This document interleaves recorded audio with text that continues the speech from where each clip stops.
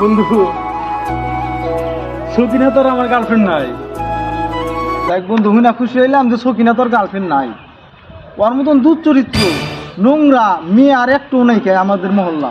মনে ওর কয়েকদিন আগে এই পাহাড়ি কিনার সিটকি গাছের নিচে ধরা খাইল ওর কাছে হইলেরা। আবার মনে করছে 10-15 দিন আগে শুনি যে কক্সবাজার হোটেলে টাকলা মুরাদের হাতে ধরা খাইছে। তে বন্ধু আমি হুই না এর খুশি হইলাম যে তোর আর গার্লফ্রেন্ড নাই। তোর কই না এইসব কথা যে তোর গার্লফ্রেন্ড দেখা তোর প্রেম রানিং অবস্থায় আমাকে SMS দেওয়া কয় বাবু চলো কক্সবাজার যাই রুম ডেট করি। ঠিক আছে, তোকে আমি এগুলো বলি না, তুই কষ্ট হবি দেখে বন্ধু। যাই বন্ধু, আমি খুশি হয়েছি যে তোর গার্লফ্রেন্ড আর নাই। তুই কি জানস সকিনা আমার গার্লফ্রেন্ড নাই? আমি এটা বুঝাই নাই। হয়তো আমার বিয়ে হয়েছে।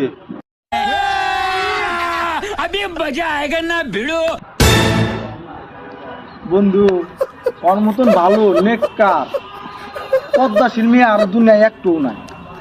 5 ওয়াক্ত নামাজ পড়ে, কোরআন শরীফ তেলাওয়াত করে, তাসবিহ করে পদ্মাশীল, খুব ভালো। যাই তুমি খুশি হইলাম যে তুই বিয়ে করছাস, তোর জীবন সুখের হোক, তোরা ভালো থাক। আর কি জানোস কয় যা। না না বন্ধু, খুবই ভালো মেয়ে বন্ধু। না আর কি জানোস কয় যা। করি তোর সুখে থাক। কয় যা কি জানোস কয় যা।